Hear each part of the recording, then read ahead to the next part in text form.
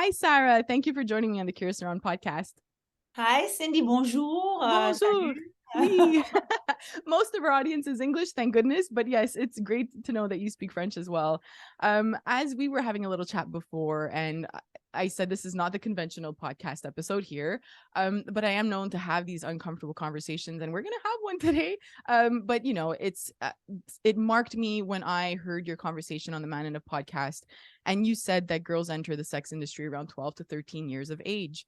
And your new movie, which I will give you time to talk to us about, you've done the research and you've spoken with these people and you've had these conversations, and that is why I wanted to speak to you today, because I think that as parents there are certain topics that we feel uncomfortable with, sex being one of them, and I think that it's one that we should not avoid and should be having these conversations. So how about you begin by talking to us a little bit about your movie and the research that you did to get to this documentary.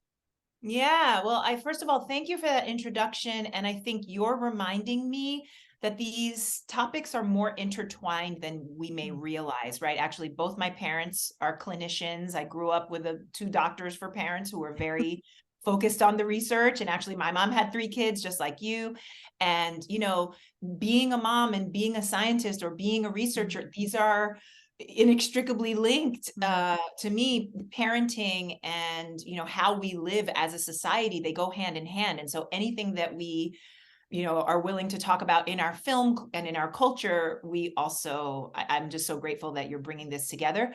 And I will say, when you said it's an uncomfortable conversation, part of me is so grateful that this is the kind of discomfort that leads to better outcomes. So it's the discomfort that's so worth it. I think of going to the gym or, what are the other things that are uncomfortable, but we know we are willing to go through that temporary discomfort in order to arrive at an improved conversation. So yeah, that statistic, and I want to be clear, I grew up in New York City. I actually went to the United Nations School, et that's why j'ai un peu de français. Oui, juste un tout petit peu, mais one of the things I learned, and I think people learn this around the world in cities and everywhere, girls and the ways in which we are adultified, it's, a new kind of term, but the ways we are sexualized early. Many of us, depending on culture, whether it's the schoolgirl uniform is a very sexualized image, and those girls are young, and so I want to be clear that the statistic, as I understand it, is that the average age of a girl being introduced to the sex industry, right? So people who are in the sex industry, if you ask the average age that they were first exposed, it's 12 or 13. And I want to add to that statistic my own anecdotal experience of being 12, 13, walking down the streets of New York, and men catcalling, giving inappropriate attention to young girls. And they would know that we're teenagers, right? I'm very tall, so I looked a little older, but really the tween age, the preteen age, we as a society want to look the other way. We want to pretend. And meanwhile, we know from films like Taxi Driver, when, Jodie Foster, as a 13-year-old, played a so-called prostitute, really what she was a trafficked child, right? 13 years old. So I think that as uncomfortable as this is to discuss, the facts were so compelling to me that I realized we don't talk about, as parents, or in my case, as an aunt, kids on their phones have access to porn, to OnlyFans, to, if you think this conversation is too uncomfortable, check your kids' browsing history and then decide, is this something that you're really willing to pretend isn't occurring? We know it's there. And I even in the film learned details like the Barbie doll, right? Which started out American, but is very much an international, I think, symbol of dolls that girls, traditionally play with. I played with Barbies. She's based on a German prostitute from World War II. This is this wholesome symbol of, girlhood. And actually it's directly linked. The original doll was called the Lily doll and it came out of Germany, but Barbie and her over-sexualized appearance is based in the sex industry. Every parent right now is like crazy over the fact that there are Barbie dolls in their house. here's the thing. I don't want to shame or No. stigmatize the sex industry or the Barbie doll. You know, there maybe is one woman on earth who's naturally built that way. I don't want to, stigmatize her. But the point is, we pretend that this is not an integral, sort of integrated part of our culture and how we all are sort of raised with certain ideas about femininity, sexuality from the time we're very much younger than the legal age that we would consider appropriate to talk about sex. So I think we need to dial back the timing of what we think is appropriate to a much earlier age so that it catches girls upstream before the problem of their adolescence. Yeah. And you brought up the internet part of this. I posted a stat. I think it was from a company called Thorn. It's a new company that's like helping trafficking online. And they had a stat. They had interviewed some kids, and between the ages of 9 to 12, 25% of these kids have been asked to, what is it? They call it self-produce a nude picture. And when I posted this stat, parents were like, how? That's such a high percentage. How is this even possible? Well, their phones are with them all the time. And these stats were coming from within the schools too, like kids asking each other to send these nude pictures of themselves, which is why we do have to talk about it. I know here in Quebec, in Canada, we had this sex education program that was introduced a couple of years ago, just recent, I think right before the pandemic started. And parents were furious. They did not want young kids to talk about sex, but it was different, obviously, according to their age. Kindergarten kids were being taught the proper name to their body parts. And some parents were not comfortable with that. They didn't want them to know that, as if saying that word means that it's bad, which I grew up with that way. You didn't name your body part. You would just say, my private parts. But this is part of the conversation we need to start having more. And like you said earlier on. Absolutely. And I want to be clear that, as you point out, we are evolved enough as a global society, whether it's there in Quebec or here, I'm in Los Angeles, I'm in New York. We are willing to use technology to kind of push the boundaries of, how we as a society are talking about politics, are talking about so much. We're getting more honest, reckonings about, I know that at least for me, if we don't have age appropriate ways of, addressing anything, health, you don't go to a 5-year-old in kindergarten and try to teach them neuroscience. They learn the basics first. They learn to brush their teeth. They learn. And so I guess to me, the kind of fear that people, and I think it's learned, right, over generations, whether it's because of religion or whatever our cultures are, there can be a puritanical idea that sex is taboo, you can't talk about it, and if you just ignore it, it will go away. Well, I promise you, if you look at the abstinence only sex education statistics around pregnancy in teenagers, that will show you everything you need to know about let's just bury our heads in the sand. So to me, this is a liberating opportunity for parents to, again, in an age appropriate way, give their kids the gift that we didn't have. I don't want to hear kids, using silly names for body parts or whatever, be out of a taboo, out of shame, out of fear that there's something wrong with their bodies. This can actually help self-esteem. It can help communication between parents and kids to have more honest and, I think not only honest conversation, but also debunking the myth that we have to whisper or hide. You can't say this around this. Just do it in an age appropriate way, and it will actually liberate them so that they become healthier adolescents and adults. And protection, right? Because I've read some studies that talk about if you have sex education or talking about body awareness much earlier on, then you are protecting them from those moments when they're asked to do something that's not appropriate, where they understand that this is their body and they have the right to it. And, something as simple as allowing a child not to give a hug if they don't want to like that grandparent. It's okay. We take it so personally as a society. I've heard parents tell me this, like my mother or my mother-in-law, they're offended that this 2-year-old doesn't want to hug them. But how about teaching them like their body is theirs and that it's okay to do that? I'm wondering, something that's been consistent speaking to researchers and experts is that we always start with us, the parent, whether it's talking to a child about death, racism, now this within talking about like sex and sex education. Do you think with the conversations you had, should we be doing the same thing, like addressing our own biases and issues and problems and prejudices around all of this? Well, you are leading me right into the goal when I made the film in the first place, which is to have a piece of hopefully informative, but entertaining kind of conversation starter. That's really what the film is. It's to say, let's start with us. And I saw Pretty Woman. I'm sure lots of other people did. I loved Julia Roberts in her thigh-high boots, and it was kind of a Cinderella story, and who didn't watch it and love it? And yet, if we're being very honest, that's a very sanitized, very removed from reality version of a story that ends up impacting, at least in the US, as far as I know, there are 1 million women who would call themselves sex workers. There's lots of different terms. There are some people who would say they're a survivor and they would not call themselves, happy to be in that industry. And there are some people who say, I want to be in this industry. I think the goal is for us as adults first, as parents first, examine our own relationship. I get so many people, they watch the film, which is streaming, by the way, so people can watch it.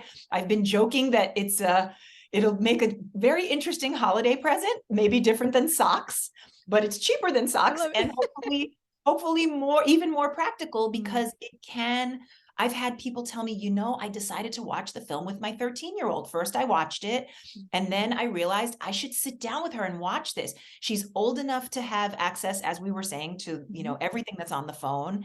And not only that, the dolls, we talked about Barbie, but there's also the Bratz dolls. There's also these films that really sexualize young girls. And if you don't give them a sense that, hey, I'm your parent, the same way you can come to me about other things, I want this to be an open dialogue. And what do? We start with ourselves, right? You don't try to do your math homework with your kid without doing some of it yourself, so you can be helpful. And actually, I've had people tell me it's very healing. They realize, oh my goodness, I forgot. I thought about being an exotic dancer in college at one point, or, I remember that story about my immigrant relative who came here and she was shamed because she had a child out of wedlock and it turned out she was in, this industry or whatever. These stories are not as far removed as we think. We just shame them and sweep them under the rug as adults. So I think this can actually be a catalyst for learning more about ourselves, which then will inform, as you said, healthier kids, more in touch, attuned kids who know there's nothing wrong with me. There's nothing to be ashamed of. This is my body. This is what's happening out in the society, again, at an age appropriate level. Yes.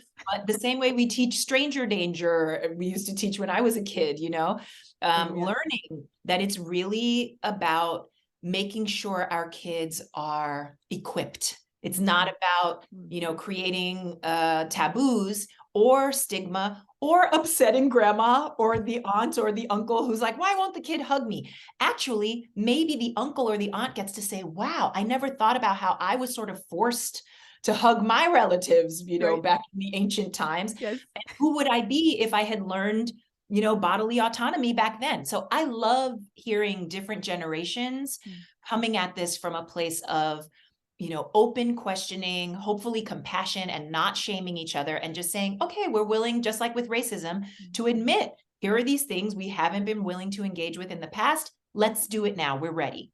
I love that. You touched upon two words, I think, in what you described before that I try to approach in parenting, and it's first being curious and then compassionate, or both together. But in anything that we do, whether it's with our kids or these uncomfortable conversations, if we are curious first and compassionate for the person that we're speaking with, we can approach something that's so uncomfortable and still have these conversations, and a person will feel accepted and acknowledged, and especially when we're having these conversations with our kids.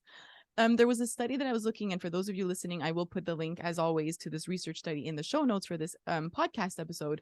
But it spoke about sex education and how it's still not what it should be. Like you said before, saying no, or this abstinence, it's not working. It's not what we should be doing. But in addition to that, we should be talking specifically about boys as well, and just extending all of that to the LGBTQ plus Is this something that stood out in your research, in your documentary as well, and when you were speaking to people? Absolutely. And the film, we really wanted to explore this conversation in a way that is respectful, right? Yeah. I think we're all arriving at the same clarity in this time of reckoning and awakening as people and as parents. Who do we want to be? Not who do we say we are, but who do we actually aspire to be as a society that allows space for inclusion, that is welcoming of all different, viewpoints and cultural backgrounds, and acknowledges, right, the truth of maybe stuff that we have been sweeping under the historical rug for a long time. Trans folks have always existed, right, in every society. And it's only, now that we're waking up to, wait a minute, some of the same oppressive, ways that we've treated women, that we've treated people of color, that we've treated First Nations folks, those same ways of oppressing, people across the gender continuum, gender expansive people, all of that came up in my film. There's a disproportionate number of trans folks who, because of transphobia, they're more likely to be, kind of either trafficked or have no choice, but to support themselves with this line of work. And there are some people who would say it's not work. It's, so it's a complex conversation. I wanted to keep my ears open to all sides. And what I love about my experience getting to do the film, I play characters from lots of different backgrounds. So I'll introduce, people can't see me, but hi there. It's wonderful to be here with you, Cindy. I know this is unusual for your listeners. I'm not a researcher, but Sarah Jones comes from a mixed race family, Black and white, and, she has Latino relatives and Jewish, Christian, all the different backgrounds. And, the one thing we all have in common across all the backgrounds is taboos and things that we are so afraid to talk about because our mother didn't talk about, our grandmother didn't talk about, going back and back for generations. How will it change? So anyway, as you can tell, I brought some of my characters to represent this idea of, can we be in conversation with each other, like you said, with curiosity, with compassion, and with a willingness to, instead of shaming and blaming, right? Because this is a painful topic. It's, you know what I mean? Yeah. It's a shame to me when I look at the fact that women get arrested and are, slut shamed. And unfortunately, it happens with girls. We see girls in schools where, unfortunately, if they do take what is it called? A selfie? Well, no, like a self-administered nude photo, or like a self-taken nude photo. Oh, yeah. And, the next thing you know, they're being bullied, or it's being passed around the school. The girl is being stigmatized in ways that boys traditionally are not. And we want to stop that. Those of us who care about feminism, we have to care about this issue. The men and boys and non-binary folks who are our allies, this has to be part of how we approach education, because it's not just, the image in Hollywood films of the woman walking the streets or whatever. This same concept of respect for women's bodies, acknowledging where we have a long history of, I would say, having a limited and sort of strict, almost Victorian idea about who is a lady, who's well-behaved. I mean, I still hear people say to their girl children, be a little lady, or, that's not very ladylike. You have to do this with your body or that with your body to be okay. And I think we're trying to get out of those models of, really being stuck in old ideas about who people have to be, instead of being honest that when we try to limit girls, and it hurts boys too, right? When we teach boys that girls are objects, it just disrupts their ability to really grow into the people that they could be. And I think that the sex industry can play into that, just like early pregnancy, and any of the other problems around gender-based violence or over-sexualization of girls, at inappropriate ages, all of that, it's all very connected. So that's the kind of stuff we saw in the film, in the making of the film. Continuing on that, I think, I think about the boys and the girls that we have to have these conversations around, but I'm thinking of the parent now who's listening, who realized, okay, I need to start by working on myself and working on my prejudices. Where do I begin, when it comes to this industry? because we do have these biases, we do have these ideas that they come from a childhood that you know that they struggled, or trauma. What is it that we can, or what did you learn that we could start, you know, the conversations around in our own home and with our own partners, you know, when it comes to this? You know, it sounds so simple, but sitting down and Googling, you know, believe it or not, if you search the right keywords, healthy sexuality, you know, how to teach progressive values around sex and the sex industry. Now, in the case of my film, we had to, as I said, really talk to a lot of different people. I interviewed people who have lots of different perspectives on this topic. And my goal was to bring the audience on a journey, to sort of say, wow, I've never thought about this, right? It doesn't feel like it's really in my face, even though we don't realize, like, I'm thinking of restaurants, for example, where here in the US, we have this restaurant called Hooters. I don't know if they have it in Canada. I've heard of it. No, we don't. Okay, I hope you don't have it, No. but I say I hope you don't have it, not because I'm shaming those women, but if you want to go to Hooters to work, you have to have a certain kind of physique. And the idea is that it's just a restaurant, but, you know, wholesome families who would say, oh, I would never talk about sex with my kids, but then they take their kids to this restaurant Really? where, yeah, absolutely. And so, or, you know, other examples of that for me, you know, we love our sports, but when you look at the cheerleaders and their tiny outfits, I remember being a little girl and thinking, wow, it seems like those women have the most value. You know, their bodies are the most important thing about them. And I got that message very clearly as a little girl, that sexualization was a big core part of how I should aspire to have value in the world. So I believe that, you know, our goal is to unpack all of that for ourselves.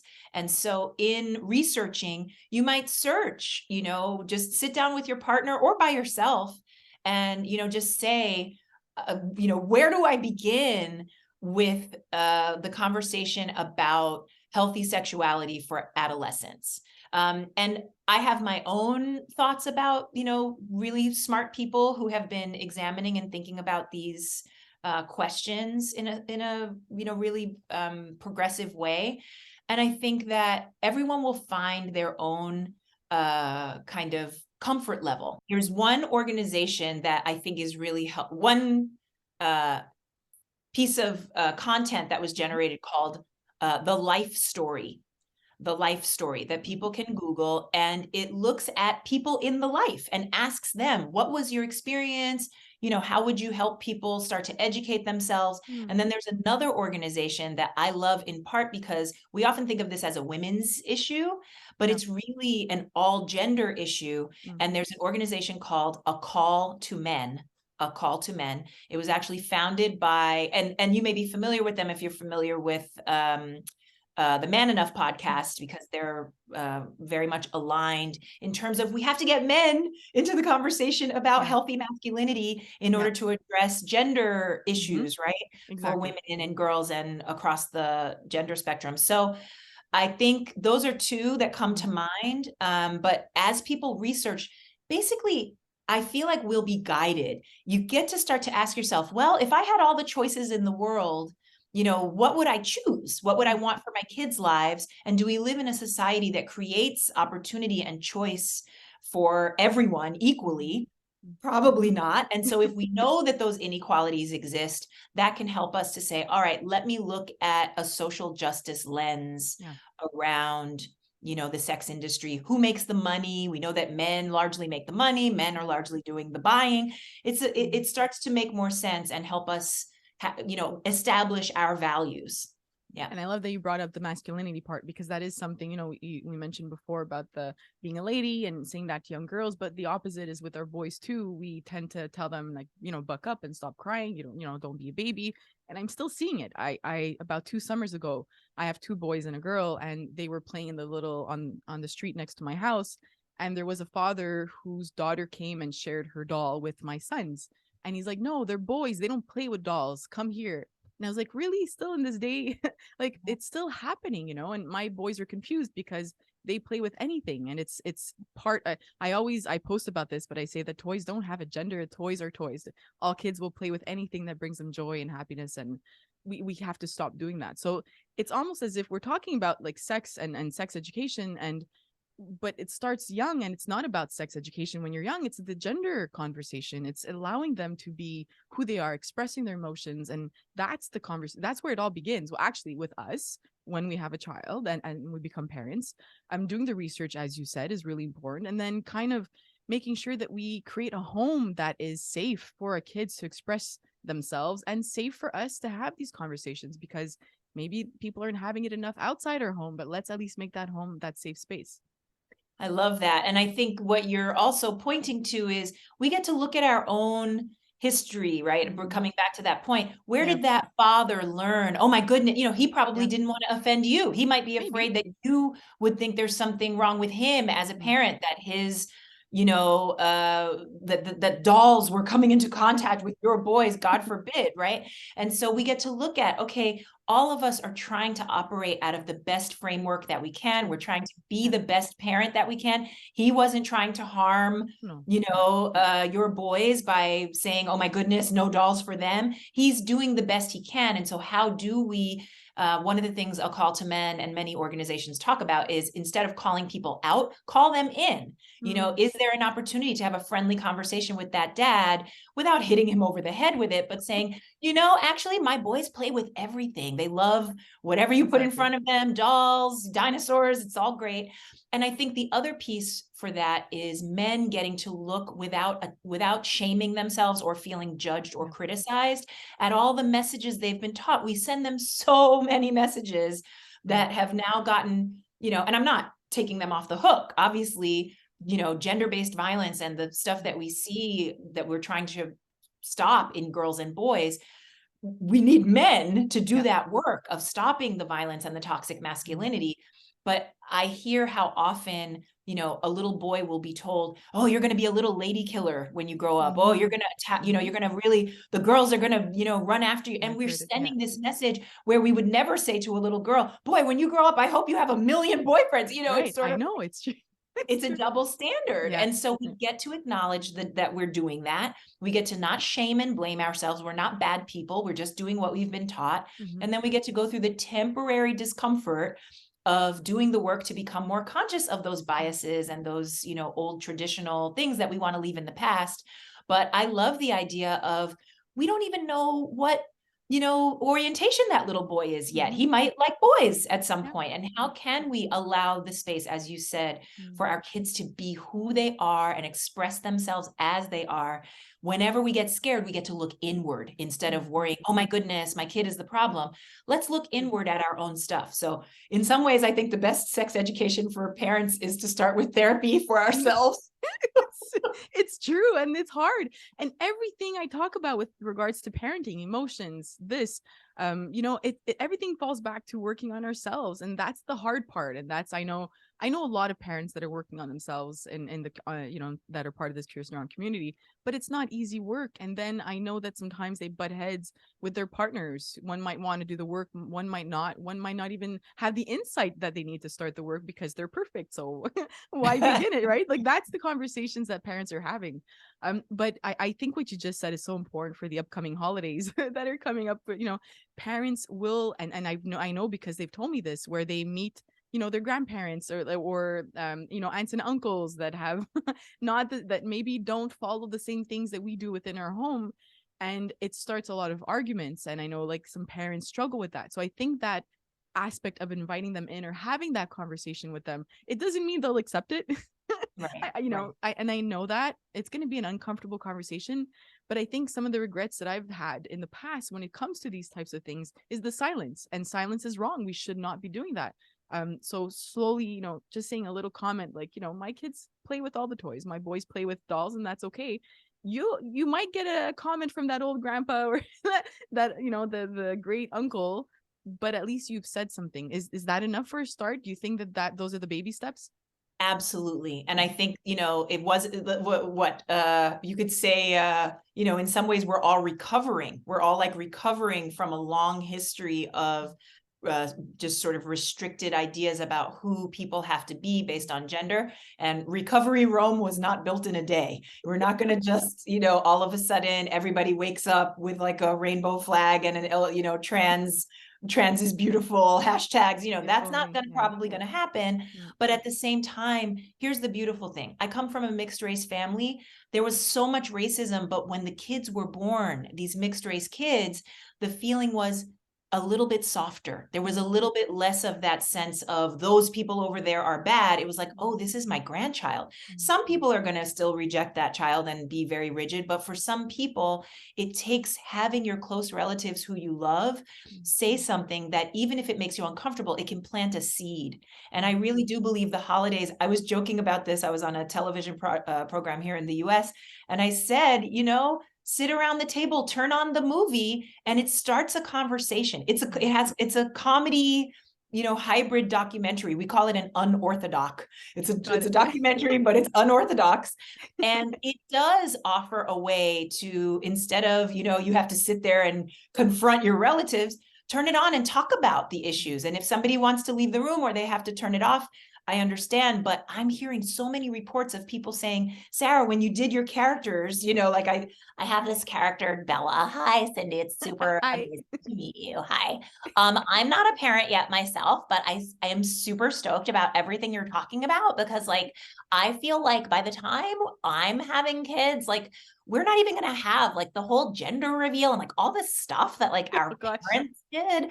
It's like, why? Like I might be a different gender tomorrow, just like whatever. Like, and I think that that's healthy and human anyway. So Bella has her own take on everything. But the point is, when we bring a sense of humor, when we can bring that mixture of, yes, we're going to talk about something, but let's keep our hearts light.